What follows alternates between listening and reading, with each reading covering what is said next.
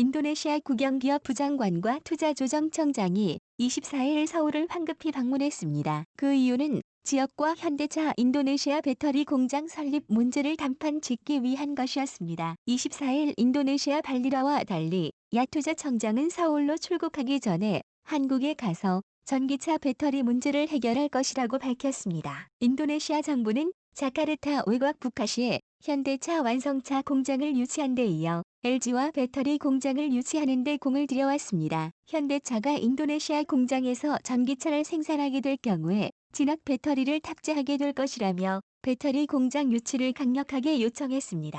실제 현대차는 지난해 11월 인도네시아에 완성차 25만 대를 생산할 수 있는 공장을 짓고 동남아시아 시장을 겨냥한 전기차 전략 모델 양산을 검토하고 있었습니다. 또한 이 지역은 한국, 중국, 미국, 폴란드 등 사가 배터리 체제를 갖추고 있었지만 동남아를 위한 새로운 거점이 필요한 상황에서 현대차의 제해로 인도네시아에 배터리 공장을 짓는 것은 매력적이었습니다. 결국 현대차와 LG역은 배터리에서 합작사를 만들어 인도네시아에 투자하기로 결정했습니다. 일주일 전 이 합작사는 인도네시아와 리튬 배터리 개발을 위한 투자 협력 협약에 서명했다고 언론에 공개되었습니다. 그런데 인도네시아가 한국에 찾아와 단판을 짓겠다고 하는 것은 LG화학과 현대차가 세운 회사와 여러 가지 조건이 쉽게 조율되지 않았기 때문입니다. 이미 인도네시아는 K뱅크 사업에서 분담금을 미납하고 기존의 계약을 뒤바꾸려 하며 신뢰를 잃었기에 우리 기업들은 더욱 신중하게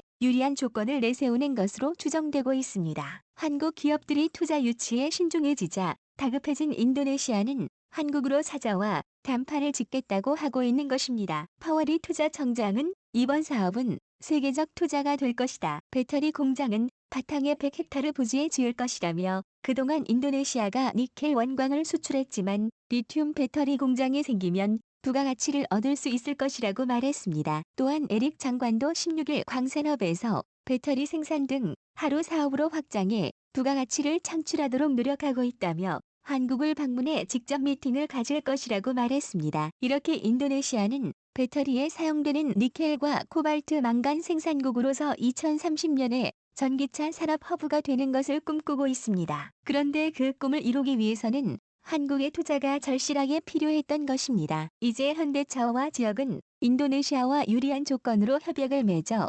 인도네시아에서 전기차를 양산하여 인도네시아와 동남아시아는 물론 호주와 아프리카까지 공급할 계획을 세우고 있습니다. 최근 글로벌 자동차 업계에서 미국의 상황이 주목되고 있습니다. 세계 유일의 글로벌 전기차 업체 테슬라가 지난 23일 배터리 대회로 엄청난 기대를 모았지만 중대한 기술도 8조 원은 투자자들의 기대치를 충족하지 못하면서 주가가 10% 이상 폭락한 것입니다. 그런데 이보다 더 충격적인 것은 미국의 수소 트럭 업체 니콜라입니다. 니콜라는 최근 사기 논란에 휩싸이며 창업자가 사임하는 등 충격적인 상황이 벌어졌는데 이로 인해 주가는 최근 3주 사이 40% 이상 폭락했습니다. 니콜라의 실제 수사 트럭을 만들 수 있는 기술이 없음에도 있는 것처럼 속였다는 대형 사기극이 사실로 밝혀질 가능성이 커지는 가운데 이 때문에 현대차를 비롯한 한국의 수소 기업들이 수소 관련 사업을 선도하는데 유리한 고지를 차지할 것으로 전망되고 있습니다. 그동안 니콜라는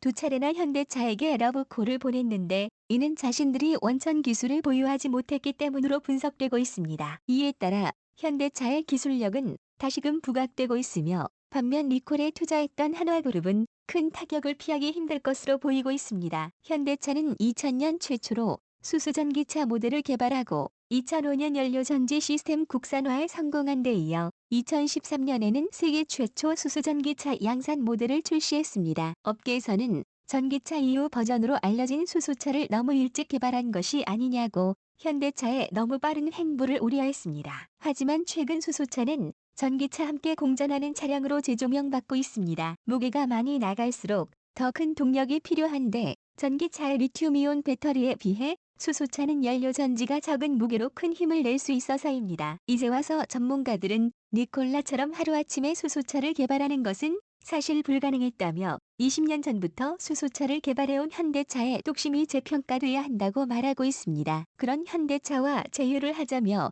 거저 먹으려고 했던 니콜의 사기가 만천하에 드러나자 이제 수소차에서 가장 강력한 기술을 보유한 현대차와 한국 기업들의 행보가 기대되고 있습니다. 최근 현대차는 베트남에서도 놀라운 기록을 이어가고 있습니다. 오랫동안 베트남을 점령해 1위를 놓치지 않았던 토요타를 현대차가 밀어내고 1위에 등극한 것입니다. 현대차는 현지에 제2공장을 준공해 현지 생산 능력을 최대 17만 대로 확대할 계획을 세우고 있습니다. 현대차는 이렇게 베트남에서 질주하고 있지만 그동안 앞다투어 베트남에 투자했던 한국의 움직임이 최근 달라지고 있습니다. 코로나 사태 이후 베트남이 신뢰를 잃은 한국 정부와 한국 기업들은 투자 다변화에 나서고 있는 것입니다. 사실 말이 좋아 다변화이지 베트남에 집중되는 리스크를 줄이자는 계획입니다. 이미 한국의 베트남 투자는 작년에 1위였지만 올해엔 5위로 베트남이 아닌 다른 동남아로 시야를 넓히고 있습니다. 지난 23일 우리 정부는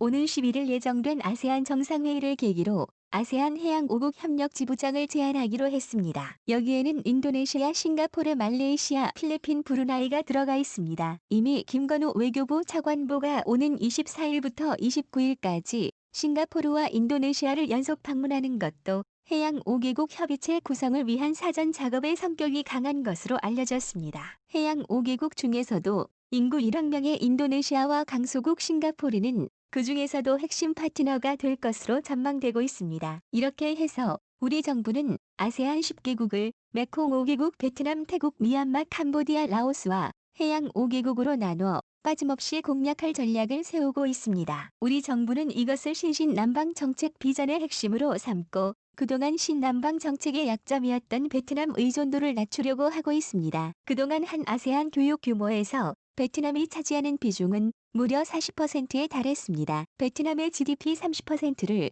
삼성전자가 해준다고 할 만큼 베트남의 놀라운 성장에는 한국의 영향력이 절대적이었습니다. 그럼에도 코로나 사태에서 베트남이 한국 정부와 우리 국민들에게 보여준 태도는 배신감이 들게 만들 정도였습니다. 이 같은 이유에도 한국은 더 이상 베트남에 집중 투자하는 것이 적절하지 않다고 판단하고 있었습니다. 따라서 한국은 베트남에 집중되는 것을 벗어나 아세안 10개국을 상대로 효과적인 투자 전략을 세울 방침입니다. 베트남 뒤늦게 한국 기업의 투자 환경 조성 노동력 새로운 시장으로 투자 3박자를 갖추었다면서 한국 기업과 함께 하자고 말하고 있습니다. 중요한 베트남 대사는 삼성전자에게 더 많이 투자해주고 한국 관광객 유치는 베트남에게 너무나도 중요하다고 말했습니다. 하지만 이런 베트남의 뜨거운 구회에도 우리나라는 새로운 선물을 준비하고 있습니다. 지난 18일 강경한 장관은 베트남 정부가 공무원 기업인 전문가 등을 대상으로 입국 절차 간소화 방침을 밝힌 가운데 외국 대표단으로선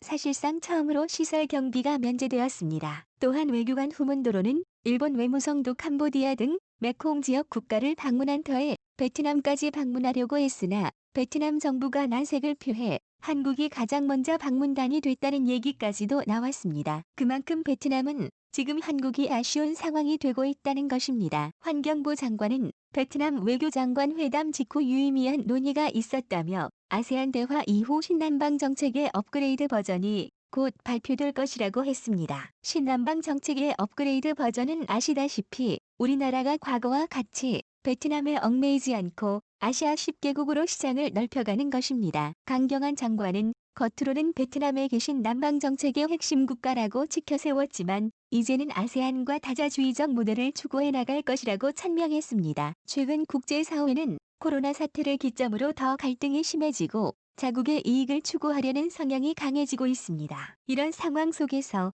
한국은 위기가 찾아오면 더 강해지면 DNA로 더 나은 미래를 향해 나아가고 있습니다.